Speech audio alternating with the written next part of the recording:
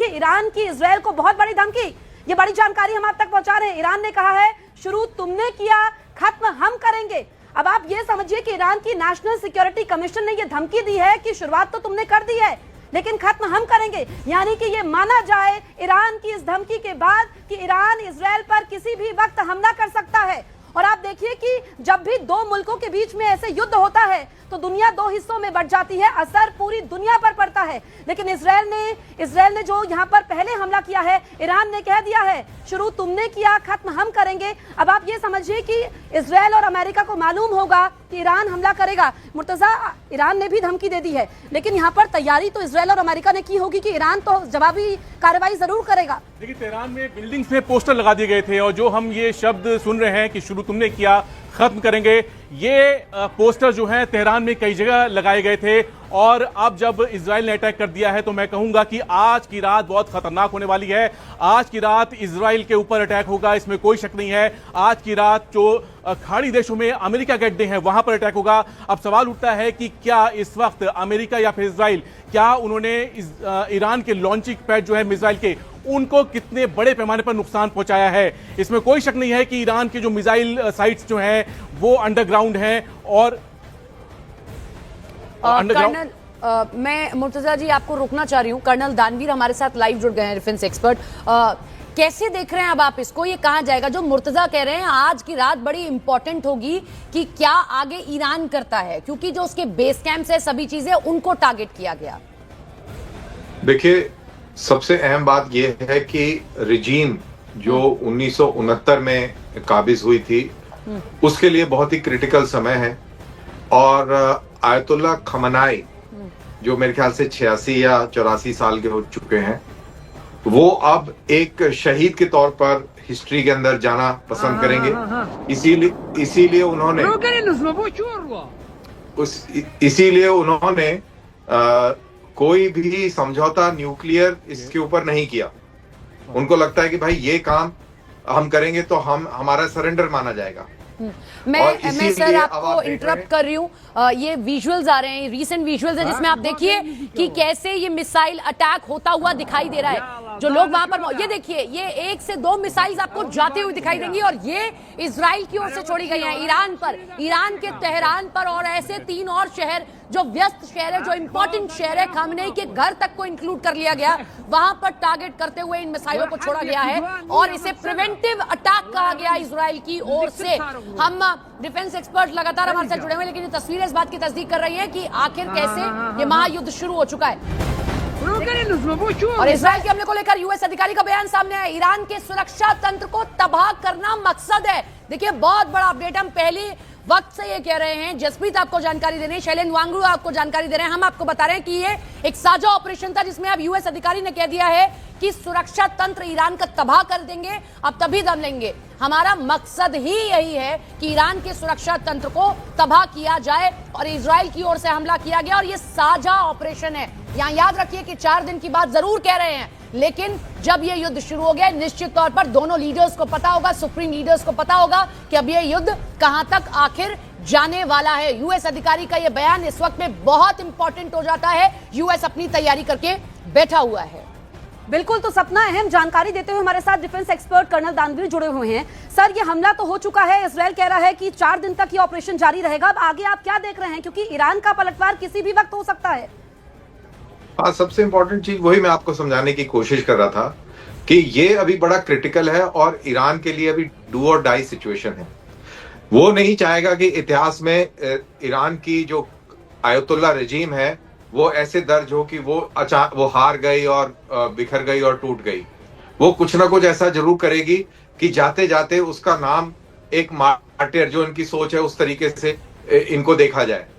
तो ये इजराइल के ऊपर भी हमला कर सकते हैं। मिडिल ईस्ट के अंदर अमेरिकी सैन्य ठिकाने हैं, उनको भी टारगेट कर सकते हैं। जो इनके एलाइज हैं, स्पेशली दुबई और सऊदी अरेबिया, इसके ऊपर भी हमला कर सकते हैं। तो चिंता, तो मैं आपको रोकूंगी। देखिए, हमले में IRGC के कई विमानों को यहाँ पर जानकारी मिल रही है, मोबाइल और इंटरनेट सेवा को बंद किया गया है ईरान में। आप देखिए कि एहतियाती कदम उठा दिए गए हैं, कई जवानों के मारे जाने की आशंका है। IRGC के कई जवान इस हमले में मारे गए हैं। ये बड़ी जानकारी हम आप तक पहुंचा रहे हैं। देखिए एक एक करके जो वहां से तस्वीरें सामने आ रही हैं, जो जानकारियां सामने आ रही हैं, वो हम आपसे साझा कर रहे हैं। और जैसा कि कर्नल दानवीर बता रहे थे कि ये अभी जो हमला किया है, क्योंकि ईरान भी पलटवार करेगा। अब आप देखिए कि हमले में IRGC के कई जवानों के मारे जाने की आशंका है। ये ताजा जानकारी सामने आई है। तो हम आपको 5 बड़ी बातें बताते हैं कि इजराइल और अमेरिका ने ईरान पर बहुत बड़ा हमला किया है।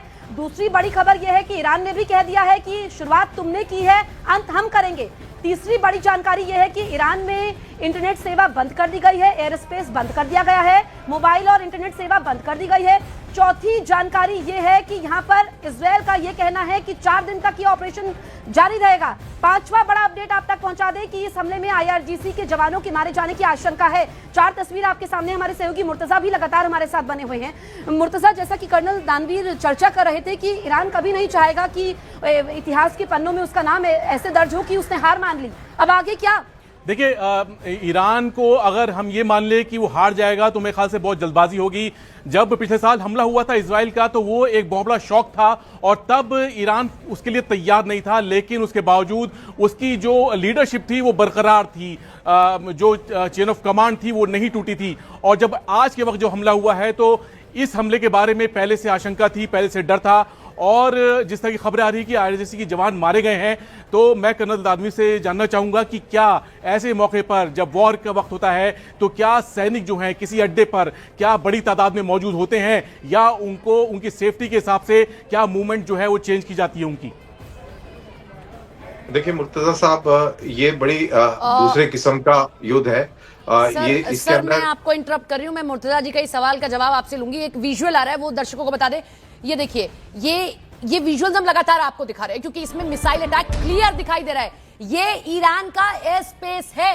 ये देखिए तेहरान के भीतर कैसे हमले किए गए। इजराइल ने एक के बाद एक ताबड़तोड़ हमले किए। आज तेहरान को दहलाने की कोशिश की गई, खामनेई के घर को टारगेट किया गया। हम आपको टारगेट भी बताते हैं, ये आप देखते रहिए तस्वीरें जिसमें मिसाइल अटैक इजराइल की ओर से तेहरान के भीतर किया गया। लेकिन टारगेट बड़े इंपॉर्टेंट है, जरा सुनिए क्या क्या टारगेट किया गया। ईरान की मिनिस्ट्री ऑफ इंटेलिजेंस, ईरान की ministry of defence, supreme leader का घर और ऑफिस, ईरानी atomic energy agency of Parchin. यानी कि इसमें क्लियर दिखाई दे रहा है कि जिस बात को लेकर चेतावनी ट्रंप देते रहे थे उन्हीं सब टारगेट्स को क्लियरली यहां पर रखा गया है। डिफेंस एक्सपर्ट हमारे साथ में जुड़े हुए हैं कर्नल दानवीर।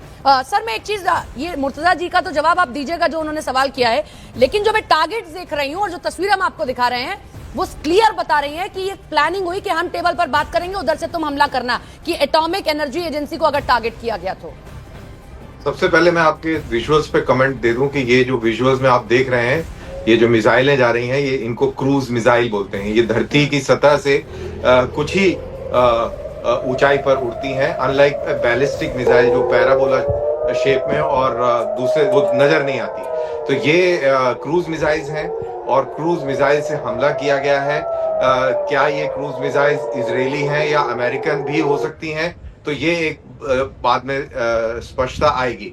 दूसरी चीज, जिस तरीके से टारगेट चुने गए हैं, बिल्कुल सही टारगेट चुने गए हैं। लड़ाई इसको बोलते हैं शेपिंग द बैटलफील्ड। आप उनके जो नर्व सेंटर्स हैं उनके ऊपर हमला कर रहे हैं और नर्व सेंटर्स से कमांड कंट्रोल और बाकी सारी चीजें निर्धारित होती हैं, उनको टारगेट किया गया है। जब आप कह रही हैं कि इंटरनेट सेवाएं बंद हो गई हैं, तो मैं ये सवाल पूछ रहा हूं कि क्या इंटरनेट सेवाएं बंद हो गई हैं या इंटरनेट सेवाएं नष्ट हो गई हैं? तो क्योंकि ये सारी चीजें बहुत जरूरी हैं, क्योंकि जब आप हमले की तैयारी कर रहे हैं तो आप पूरा कमांड एंड कंट्रोल कम्युनिकेशन ध्वस्त करेंगे। एक चीज क्लियर कर दें जरा आप, बार बार पूरे सोशल मीडिया पर लिखा गया प्रिवेंटिव स्ट्राइक। क्या कोई देश ऐसा करता है प्रिवेंटिव स्ट्राइक, या फिर ये सोची समझी रणनीति है कि भाई हम हमला करेंगे तो उधर से आएगा फिर देखेंगे करना क्या है? देखिए, बिल्कुल प्रिवेंटिव स्ट्राइक का बिल्कुल लॉजिक बनता है, क्योंकि जब आपकी वार्ता विफल हो गई और डोनाल्ड ट्रंप ने संकेत दे दिया कि हम हमला करेंगे, हम नहीं चाहते हुए भी हमें हमला करना पड़ेगा, तो दुश्मन के पॉइंट ऑफ व्यू से सोचें कि उससे पहले कि हमारे ऊपर हमला हो और हमारे सारे एसेट्स डिस्ट्रॉय हो जाएं, हम प्रीएम्प्टिव स्ट्राइक कर देते हैं, जिससे कि जो भी हमारे एसेट्स हैं हम कुछ तो नुकसान कर पाए।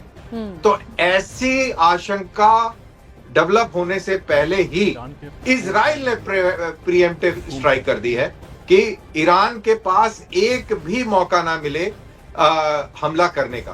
तो ये बहुत अहम और इम्पोर्टेंट है। जी जी, आप बहुत इंपॉर्टेंट बात बता रहे हैं। आपसे ये भी समझना चाहेंगे क्योंकि इस वक्त ईरान केंद्र बिंदु है, लेकिन ये जो युद्ध की शुरुआत हुई है इसका पूरी दुनिया पर क्या असर पड़ेगा?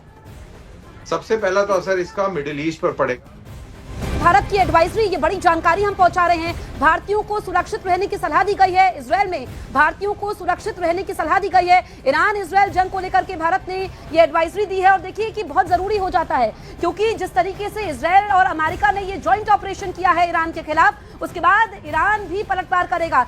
ईरान को कमजोर आंकने की गलती इजरायल और अमेरिका नहीं करेंगे और ऐसे में जो पुख्ता तैयारी थी तो बड़ी वहां से तस्वीर निकल करके सामने आएगी। लेकिन जो भारतीय वहां पर रहते हैं इस जंग को लेकर के, इजरायल में जो भारतीय हैं उनको सुरक्षित रहने की सलाह दी गई है। और आप देखिए कि हर मुल्क ऐसे एडवाइजरी जारी करता है अपने नागरिकों को लेकर। हमारे साथ डिफेंस एक्सपर्ट कर्नल दानवीर लगातार बने हुए हैं। सर, जो सवाल मैं आपसे पूछ रही थी, इसी बीच खबर भी आ गई कि भारतीयों को सुरक्षित रहने की सलाह दी गई है। सवाल मेरा यही है कि जब दो मुल्कों में इस तरीके से युद्ध छिड़ता है तो दुनिया पर क्या असर पड़ता है? देखिए, सबसे पहले जैसे मैंने बोला, मिडिल ईस्ट के अंदर अभी धीरे धीरे और भी मुल्क अलर्ट देंगे, वार्निंग्स देंगे और सबसे अहम चीज कि तेल की कीमतों पर एकदम से इसका असर पड़ेगा क्योंकि अभी ये बहुत ही शुरुआती दौर है। स्ट्रेट ऑफ हॉर्मुज, जहां से बहुत बड़ा तेल का आयात निर्यात होता है गल्फ रीजन से, तो अगर वहां पर कुछ कार्रवाई IRGC करता है और बिल्कुल करेगा क्योंकि ये आखिरी सांसों वाला मोमेंट है ईरान की रजीम के लिए, तो वो ये सब चीजें करेगा और ये सारी चीजें जो है फैक्टर इन करी होंगी अमेरिकन मिलिट्री प्लानर्स और इजरायली प्लानर्स ने। इसीलिए 1 महीने से ज्यादा समय लगाया इन्होंने वहां पर फोर्सेस को इकट्ठा करने के लिए और में यहाँ पर इकट्ठा किया है। तो इसकी तैयारी बहुत ही जबरदस्त की गई है, लेकिन इस तैयारी के बावजूद भी कोई ना कोई हमला जरूर सफल होगा। 100% दानवीर, क्या एक व्यक्ति की हम खामनेई को लेकर ये सवाल करना चाहते हैं। बार बार चिताया जा रहा है, सुपर पावर अमेरिका बार बार कह रहा है युद्धपोत तैयार कर दिए गए हैं। क्या एक व्यक्ति की हम ईगो को कह सकते हैं कि उनकी महत्वाकांक्षा के लिए आज देश के लिए ये हालात पैदा हो गए हैं? क्या अगर पहले नेगोशिएट कर लिया जाता तो आज तेहरान के भीतर ये हालात नहीं आते? आपको लगता है कि ये नेगोशिएट करना चाहते थे? ये वो लोग हैं जिन्होंने अपने 30,000 लोगों को निहत्ते निर्दोष, मैं जरा रोक रहा हूं सर, आपको एक बड़ी अपडेट आ रही है, वो दर्शकों को बता दें। ईरान पर साइबर और इलेक्ट्रॉनिक अटैक हुए हैं, ये बड़ा अपडेट है। देखिए किस तरीके से ये स्ट्राइक तो किया ही गया, इस तरीके से मिसाइल छोड़े गए, लेकिन साइबर अटैक भी कर दिया गया। मोसाद की खामनेई शासन को सीधी धमकी है, ईरान की शान के दिन वापस लाएंगे। इजराइल का ईरान पर साइबर और इलेक्ट्रॉनिक अटैक है, ये नए दौर का अटैक है जिसमें साइबर अटैक भी कर रहे हैं ताकि किसी भी तरीके की कोडिंग तक रोक दी जाए। हम कर्नल दानवीर से इस पर एक अपडेट चाहेंगे। कर्नल, देखिए ये नए तरीके का एक अटैक है जो हालियों के सभी वॉर्स में देखा गया। साइबर अटैक कर दीजिए तो किसी भी तरीके की कोडिंग तक बंद कर दी गई और इसका आपने जिक्र भी किया कि इंटरनेट बंद है या करवाया गया बंद? बिल्कुल, मैं ये कह रहा हूं, अगर इसकी सीक्वेंसिंग देख लें, देखिए खबरें अपने हिसाब से आती हैं बट फौजी सीक्वेंसिंग है आजकल। सबसे पहला हमला होगा साइबर हमला, उसके बाद होगा मिसाइल हमला और इसके बाद मिसाइल हमले बढ़ते जाएंगे और जब सारे एयर डिफेंस सिस्टम्स डिस्ट्रॉय हो जाएंगे उसके बाद हवाई हमले शुरू होंगे और हवाई हमले के बाद में अगर जरूरत पड़ेगी तो बूट्स ऑन ग्राउंड होंगे। तो ये एक इस तरीके से लड़ाई चलती है। तो ये खबर आपके पास अभी आई है, लेकिन सबसे पहली एक्टिविटी जो है वो साइबर अटैक की है, उसके बाद ये आप दूसरा फेज देख रहे हैं मिसाइल अटैक का। तो ये इस तरीके से कार्रवाई चलती है।